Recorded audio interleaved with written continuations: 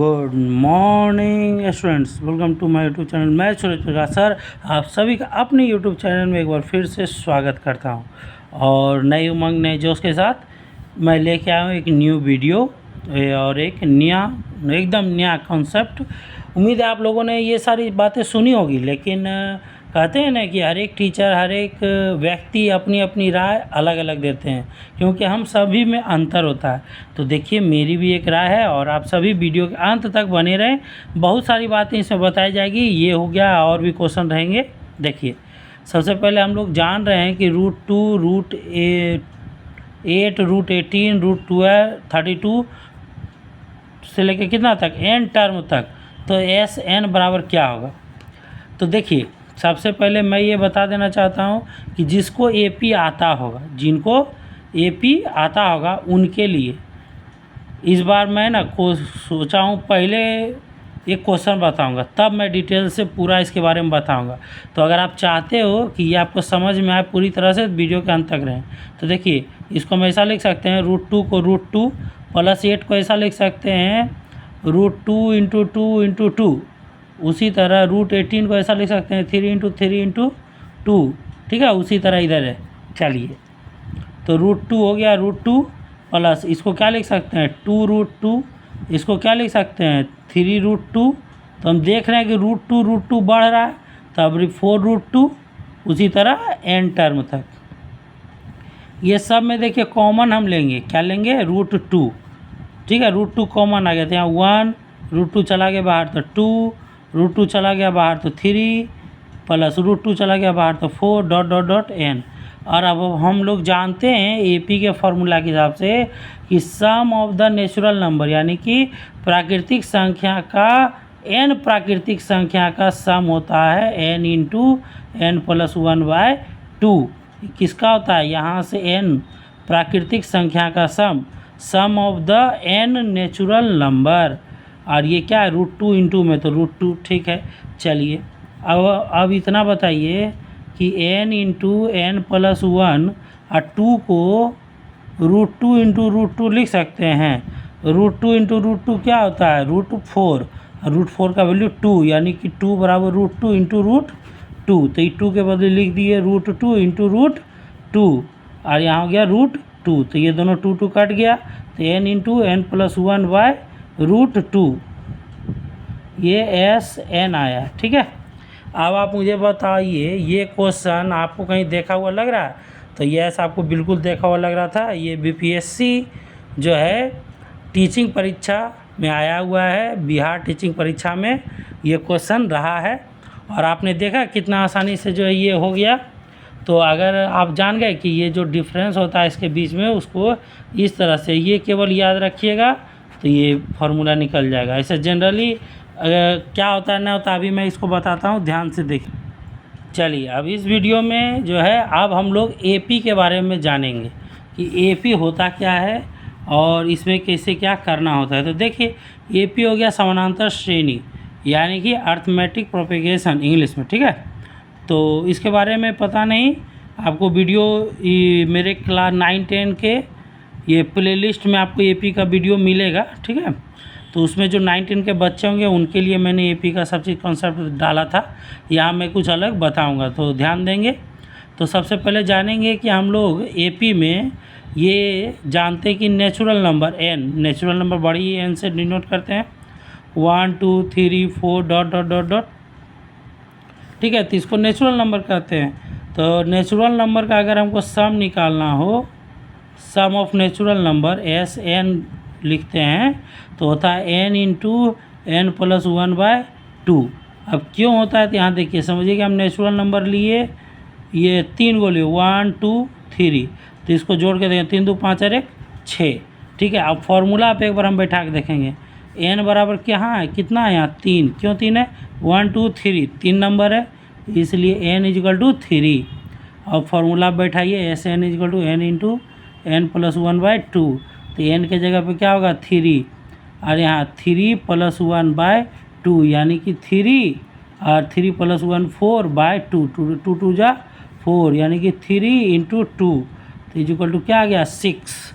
तो ये भी 6 आ गया, और यहाँ भी हमारा जो 6 है। मतलब ये फॉर्मूला आपको मैंने प्रूफ के साथ अभी बताया कि सम ऑफ नेचुरल नंबर क्या होता है, n इंटू एन प्लस 1/2। अब मैं कहोगे कि सर आपने एपी के बारे में हेडिंग दिया लेकिन एपी क्या होता है इसके बारे में बताया ही नहीं।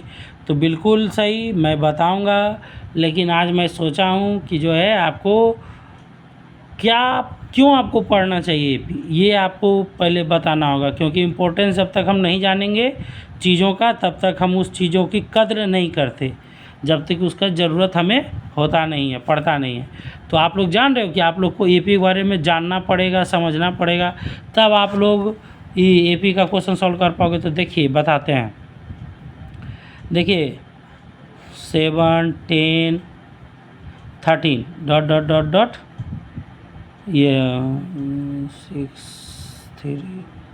64 ले लिए, ठीक है। चलिए तो बताइए, ये को पहला नंबर है तो इसको कहते हैं A1, ये दूसरा नंबर है तो A2, ये तीसरा नंबर है A3, ये चौथा नंबर है तो A4। तो इस तरह का है। तो देखिए अगर हमको अंतर निकालना है दोनों के बीच में, A1 A2 के अंतर, तो उसको कहते हैं D1। D1 में लिखते हैं A2 माइनस A1। उसी तरह निकालेंगे D2, तो D2 में लिखेंगे A3 माइनस A2, ठीक है। उसी तरह सारा का निकलता है। तो जिसका D1 D2 D3 सब एक हो, अंतर नहीं हो, जैसे कि 7 A2 हो गया 7 माइनस 4, घटने पे कितना हो गया 3, और यहाँ क्या हो गया 10 माइनस 7। तो इस तरह हम देख लिए D1 D2 सारे वैल्यू बराबर है, ठीक है। तो देखिए अब इसके बाद जो है हम लोग जिसमें देख लेंगे कि D1 D2 सारे बराबर होंगे वो AP में होंगे, सारे डिफरेंस जो होता है ना वो सारे बराबर होने चाहिए। तो हम कहेंगे वो सीरीज़ कैसा है, AP में, यानी कि अर्थमेटिक प्रोपेगेशन, और हिंदी में समानांतर श्रेणी। तो समानांतर श्रेणी के लिए AN बराबर फार्मूला होता है, और सॉरी AN अभी तो बताया ना। तो आपको क्या पता चला, A पता चला, D पता चला, A1 A2 A3 ये पता चला, और ये क्या है लास्ट डिजिट है, लास्ट डिजिट को AN लिखते हैं। क्यों, देखिए first term, second term, third term, fourth term, और ये टर्म नहीं पता तो एन टर्म। तो AN लास्ट डिजिट है, तो लास्ट डिजिट के लिए दिया जाता है AN बराबर A plus N minus 1 into D, ठीक है। तो ये होता है एक AP का फॉर्मूला AN फाइंड करने के लिए। इसमें हम लोग फाइंड करेंगे इस फॉर्मूला से AN D और AN, ये चारों चीज़ इसी से निकलेगा, ठीक है। फिर एक होता है सम मतलब 4, 7, 10, 13 डॉट डॉट डॉट डॉट 64। अब हम चाह रहे हैं इस सब को जोड़ देने के लिए, 4 प्लस 7 प्लस 10 प्लस 13 लेके 64 तक का सब का जोड़ निकालने के लिए, तो इसी कहते हैं सम। और सम को हम लोग लिखते हैं SN से। तो SN बराबर फार्मूला होता है इसमें n/2 into 2A plus N minus 1 into D, ये होता है। और एक और फार्मूला इसमें होता है, कब लगाएंगे, ये नेक्स्ट फार्मूला जो मैं लिख रहा हूँ, जब हमें D पता नहीं हो, जैसे n/2 into A plus AN, ये हो गया फर्स्ट टर्म, AN हो गया लास्ट टर्म, इसमें D का काम नहीं है। तो जब D पता नहीं हो तो ये करेंगे, और जब सब चीज़ पता हो तो ऊपर का फार्मूला लगाएंगे। AN और AN D पता करने के लिए ऊपर का फार्मूला, तो कितना हो गया 1 2 3 फार्मूला। तो ये सारा AP इसी पे बनता है, ठीक है। अब इसके बाद थोड़ा थोड़ा और है, जैसे इवन नंबर का सम, ऑड नंबर का सम AP में। तो सबसे पहले जानिए इवन नंबर कहते हैं किसको हैं, तो 2 4 6 8 है कि नहीं, 10, ये सारे इवन नंबर हैं। तो अगर हम कोई इसका सम बोल दे, सम, तो इवन नंबर का सम क्या होता है और ऑड नंबर का सम क्या होता है, ये। तो इवन नंबर का सम होता है n into N plus 1। n बराबर अगर हम समझिए कि यहाँ 3 डिजिट ले रहे हैं या 4 डिजिट ले रहे हैं, n बराबर क्या ले रहे हैं 4, ठीक है। n बराबर 4 डिजिट का में से एगो ले रहे हैं, तो n बराबर रख दिए 4, यहाँ n बराबर 4 प्लस 1, तो 4 और n 4 प्लस 1 कितना हो गया 5, तो 5 4 जा 20। तो n इज इक्वल टू 4, यानी कि sum of the 4 even number is 20। तो देखिए यहाँ से करके भी देखते हैं कि 20 सच में आता है, अपना शुद्ध देसी प्रोसेस 8 2 10 6 4 10 10 और 10 20, यानी कि हम देख लिए कि जोड़ने पर 20 आ रहा है और फॉर्मूला से भी 20 आ रहा है। तो इवन नंबर इवन नंबर यानी कि क्या बोलते हैं इसको, सम संख्या का सम क्या होता है एपी में, n into N plus 1। n मतलब पदों की संख्या, कितना पद, 1 2 3 4 पद लिए हैं, ठीक है। और ऑड नंबर में सम होता है एन स्क्वायर, क्या होता है एन स्क्वायर, जैसे 1 3 5 है ना, 7 9, ये सारे ऑड नंबर हैं। अब हम इसमें 3 गो ऑड नंबर ले रहे हैं, तो सम यानी एस एन बराबर एन स्क्वायर, एन बराबर हमने क्या लिया है 3, तो यहाँ लिख देंगे 3 का स्क्वायर, 3 3 जा 9, ना देखिए तो 3 को जोड़ के 5 3 8 और प्लस 1 9, यानी कि 9 सही है। तो इवन नंबर का sum n into N plus 1, odd number का sum N square, A P last digit A N D, A N find करने के लिए ए एन बराबर A plus N minus 1 into D, और एस एन फाइंड करने के लिए A P में sum of the A P N by 2 into 2a plus N minus 1 into D, और उसी तरह sum of the n term in A P, और कहा जाए कि विदाउट डी यानी कि डी के बिना, तो n by 2 into 2a plus a n. तो ये सारी बातें समझ में आ गई। जिसको दिक्कत है वीडियो को आगे पीछे करके देख लें, मैं फ्री ऑफ कॉस्ट वीडियो डालता हूँ, ठीक है, तो आप ये सब देख सकते हो, ठीक ना। चलिए अब इसमें देखिए बहुत सारे लोग ट्रिक बनाते हैं कि ये मतलब इवन नंबर का मीन निकालने के लिए माध्य तीन सम संख्याओं का माध्य पता करें, 3 एपी के प्रथम 3 संख्याओं का माध्य पता करें, और कहता है उसके लिए फॉर्मूला होता है n प्लस 1। अरे फार्मूला कुछ नहीं होता है, फार्मूला एक ही होता है n इंटू एन प्लस 1। अब इसका माध्य के लिए तो आप जानिए कि अगर 3 संख्याओं को जोड़ रहे हैं n बराबर 3, तो उसी 3 से ना आप डिवाइड भी न देते हो तब ना माध्य निकलता है, ये एवरेज का बात है। तो बटे n करेंगे तो n कट जाएगा, तो n प्लस 1 ही ना रहेगा, ठीक है। तो वही बात होता है, ऐसा कुछ नहीं होता है, ठीक ना। तो फार्मूला यही है, और इसी से वो सब निकाल के बहुत सारे ट्रिक जो है आपको दिखाते हैं, और आपको लगता है कि वो कुछ अनोखा और अलग पढ़ा रहे हैं, पर मेरे भाई कुछ अलग नहीं है सब। अब आप कहोगे कैसे सर, वही है, आपके पास क्या प्रूफ है। तो ये देखिए ये क्वेश्चन है, ठीक है, और ये आपका ऐसा क्वेश्चन है, बीपीएससी एग्जाम में आया हुआ क्वेश्चन है, ठीक है। तो देखिए इसका क्वेश्चन नंबर क्या लिखा हुआ है, 82 है। यदि प्रथम n प्राकृतिक संख्याओं का अंक गणितीय माध्य 15 हो तो n बराबर है 15 हो तो देखिए अभी हम क्या बोल रहे थे, n प्राकृतिक संख्या, तो प्राकृतिक संख्या का सम क्या होता है, हाँ अभी तुरंत मैंने उस फॉर्मूला क्या लिखा था, जल्दी बोलिए, n into N plus 1 by 2। अरे भाई आप बोलोगे कैसे, तो आप वीडियो को इसे पीछे करके देख सकते हो, इसे मैंने लिखा था, देखिए sum of the natural number n into N plus 1 by 2, ठीक है ना। तो यही बात यहाँ लिखे। अब इसका हमको माध्य निकालना है, क्या निकालना है, माध्य।